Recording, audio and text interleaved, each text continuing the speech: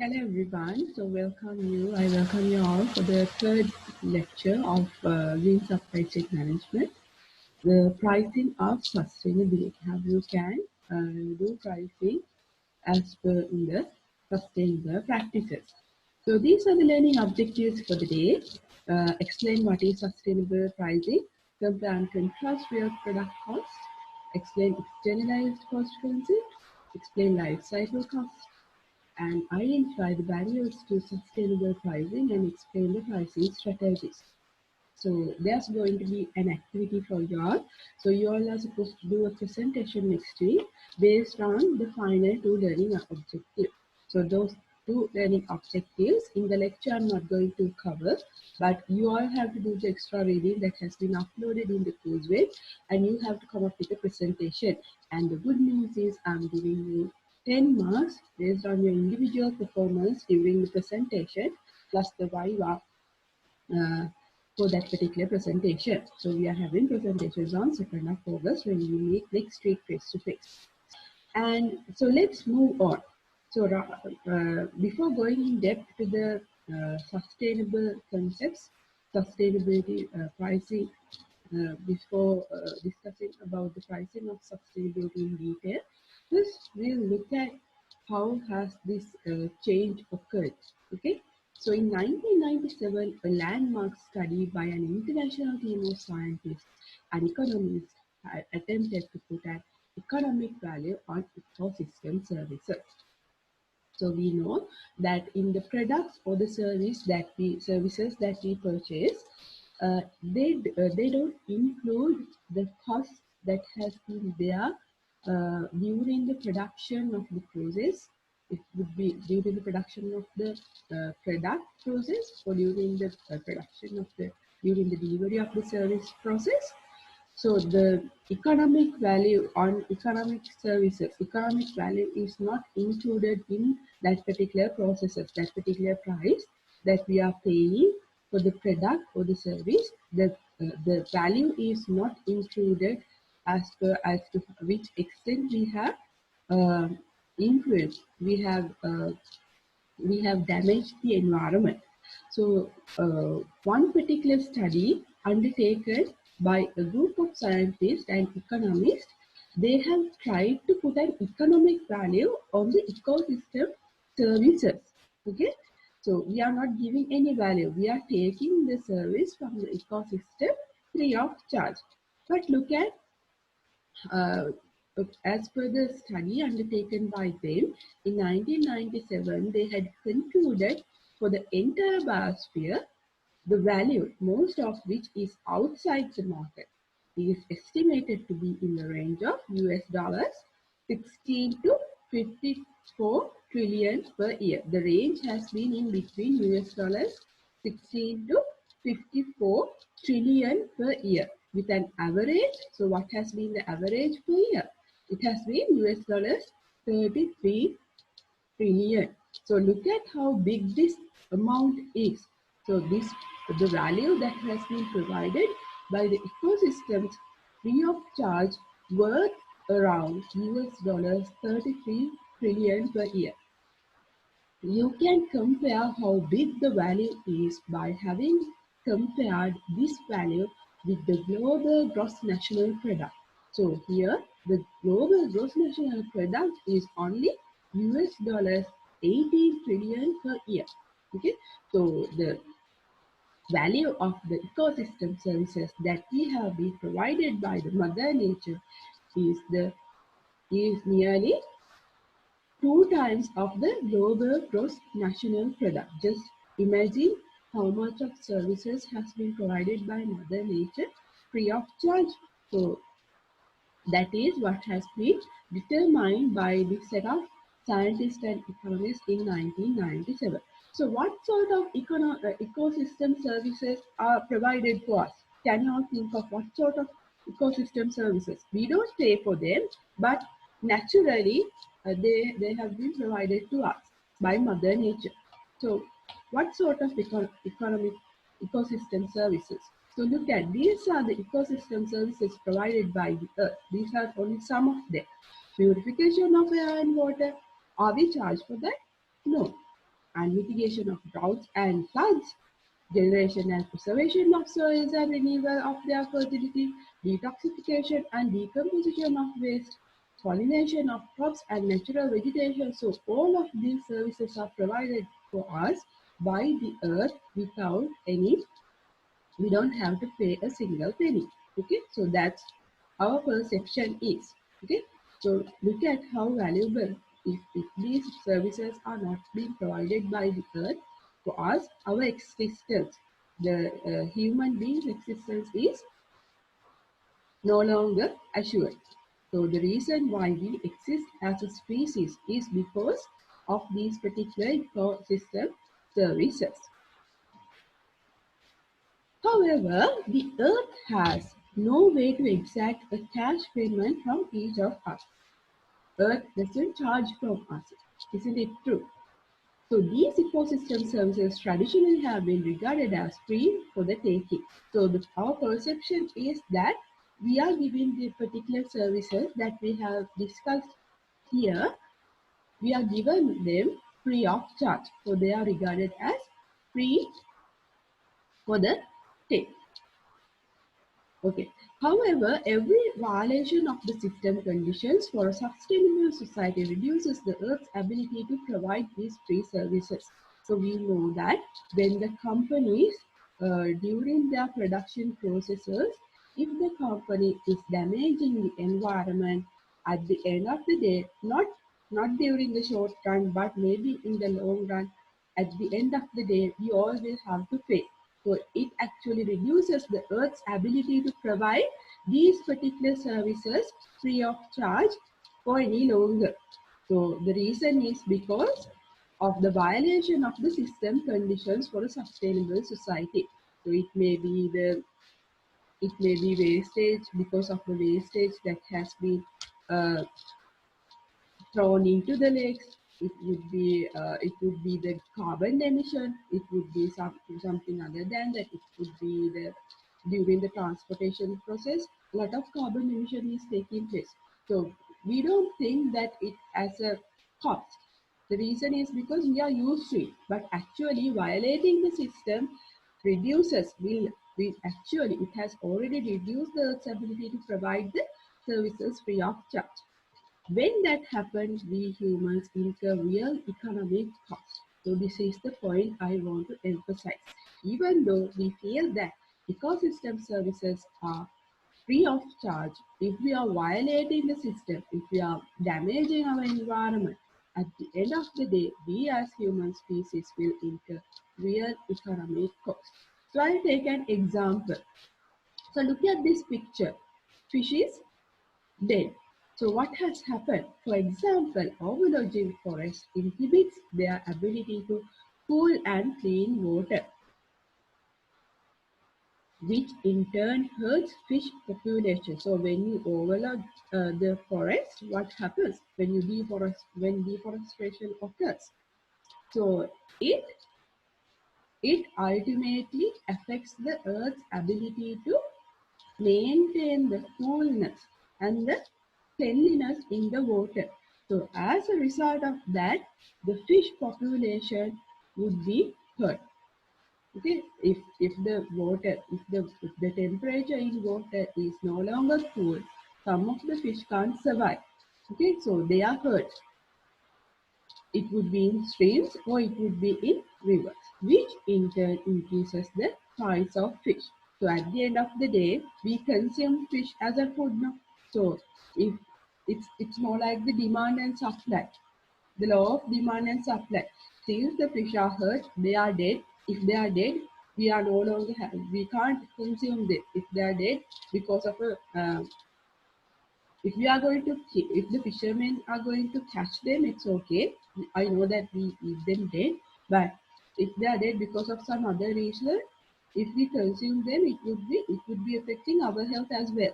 So when what happens is that here the point I want to emphasize is that when the deforestation happens in forest, the coolness and the cleanliness in the water that are surrounded in the lakes and rivers, that temperature level goes up. As a result of that, The fish population in the lakes or rivers may be hurt, or they can't survive because of the temperature. So as a result of that, fish would be dead, so that the fish population that is there in order for us to consume is going down. But even though there is a demand from the customer side, the supply from the fisherman side is low, so there is a gap.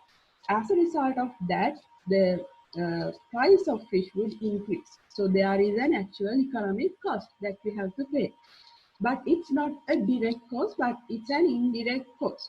Okay, so even though we feel that we are taking the ecosystem services free of charge, that's not true.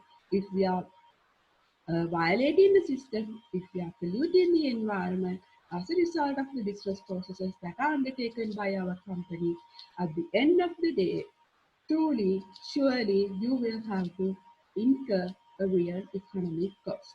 Is it understood? So this is the point that I want you to think about. This is something for you to think. Okay. One of the main criticisms of marketing and consumerism is that the retail prices of goods and services fail to reflect the true cost of their manufacturing and marketing. So, in the when we look at uh, the general context, it's one of the main criticisms in the marketing and consumerism that when we look at the retail price, it doesn't actually reflect the true cost. It would reflect only the economic cost, but not the environmental cost and the social cost. Clear? Would a fair price for a product also include a premium for its impact on the environment and human health? So this is something for you to think about. The price that we pay, the premium price that we pay for a product, does it actually includes the economic cost? It would include, but does it include especially the environmental cost and the social cost? So under the social cost, the human health would be one. Okay. Okay, now we are going to move towards pricing. So you all know about pricing. Now we all are in the fourth year. So price. So when we look at the marketeers too, the four P's: product, price, place, promotion. That means price is one of the major part of the marketing mix, and it's an important element in the marketeer's toolkit. You can convince your customers to buy your product. One of the key attractive point that you can rely on when promoting the product would be the pricing aspect. That's one of the marketeer's toolkit. A price is basically the monetary value of a product as agreed upon between a seller and buyer. In more simple language, what is price? It is the value that has been, suppose that there's a product. So from the perspective of the seller and the perspective of the buyer, they come into an agreement. All right, this is the value we are giving for this product.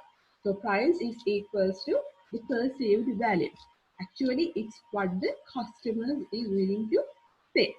A price differs from cost. So you have to keep one thing in your mind. Price and cost are two different concepts. So the price doesn't actually reflect the cost that has been involved with the particular production of the particular product that we are considering. So here it says a price differs from a cost, which refers to the sum of money, time, and resources associated with a purchase or activity. So let me annotate here. What is the point?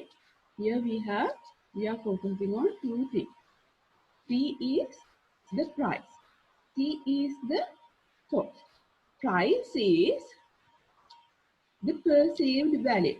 Cost is, what is the cost?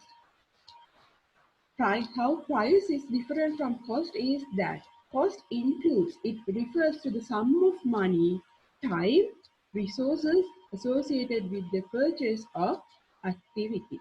Okay, so in order to make this clear, I'll take an example. So here it says the price of a quart of milk may be less than $2 at a retail store. So you have milk. and the price of this milk would be less than $2. Okay. However, looking at the cost, so looking at the cost actually means the sum of money, time and resources. So cost to the purchaser includes, so the one who purchased, if it is a retailing store, they are not into milking, no. So they have to purchase it from uh, some other, maybe a dairy producer. Okay, so when they are purchasing, it would include a portion of shopping, travel time. They have to travel from one place to another place to purchase that particular meal, and of travel expenses required for purchase. So that is the cost. Even though the price is $2, it seems like the cost associated with this meal is including a portion of shopping and travel time, travel expense, which is required to purchase. But is that the only thing? That is from the retail store, the one who is going to purchase the milk from retail store. That is the cost for the person that is there in the retailing store. But that doesn't stop there. Just imagine the cost of that same quart of milk to the dairy producer is entirely different and includes, among other things. So this milk has been purchased by another dairy producer. For that dairy producer, another set of costs is included. So that would include uh, portion of the expenses required for the production, packaging, marketing of the milk. So all of these aspects are included in cost. Whereas the price reflects only $2, that means all the costs are not being reflected through this retailing price. That is the point I want to emphasize here. I hope now you have understood the difference between the price and the cost. Let me erase this.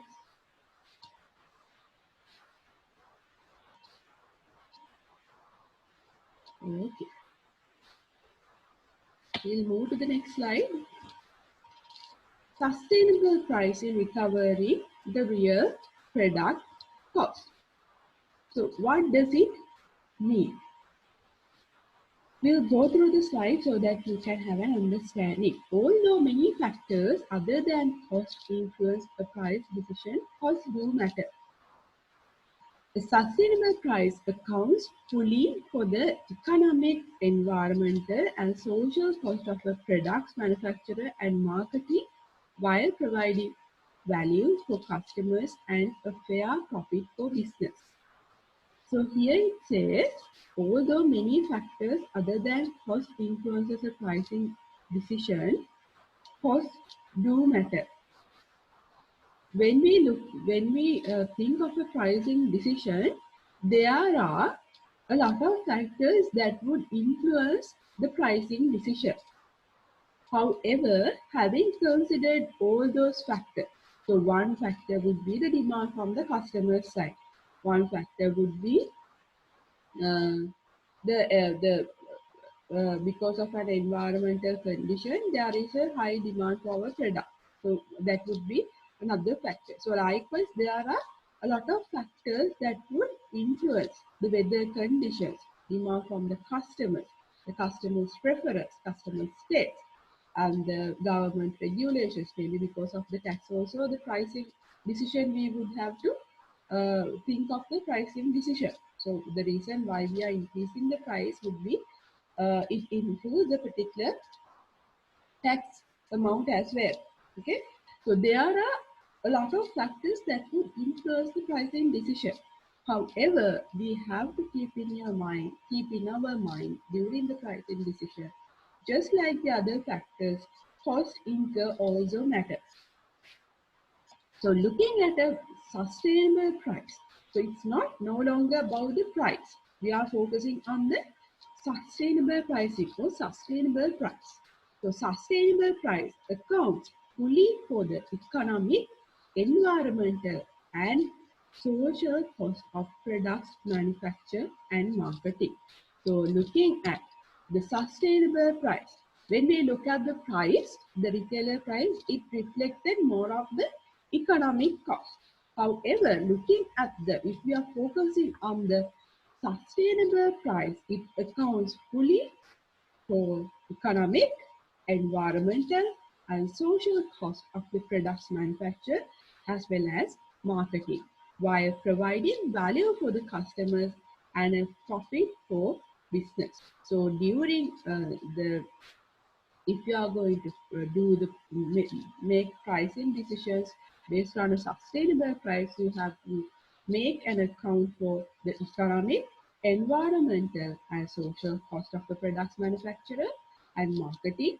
And also you have to ensure that the value has been provided to the customers in a way that a fair profit would come for the business. So if the profit is, if the business is going to make a loss, that's no longer a sustainable price. So, if you are making a loss, how you are going to pay the at least the minimum wage for your employees? So that shouldn't be the case. In here, we are not asking you to have a loss for your business, but while having the profit, a fair profit, you have to ensure that the right value is being delivered to your customers, as well as you have to account for the economic, environmental, and social cost of the product manufacturer and marketing. So here it further says, pricing like any other aspect of marketing, business or life is not sustainable if it violates the core system conditions outlined in natural step framework. So this natural step framework is particular framework derived by the people who are into the preservation of the environment. So you can search it. So they have a website, Natural Step website. So you can have a look.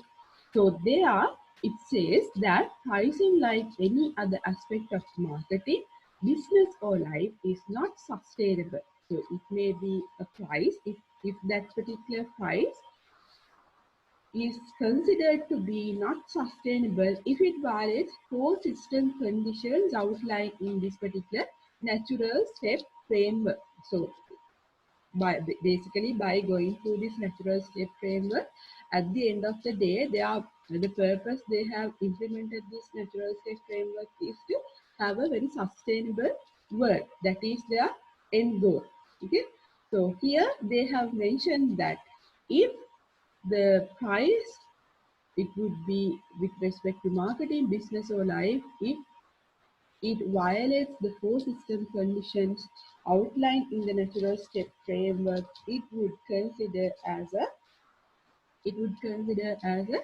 not unsustainable, not sustainable pricing. So what are these four system conditions? These are the four system conditions that they talk about. Four system conditions outlined in the natural step framework.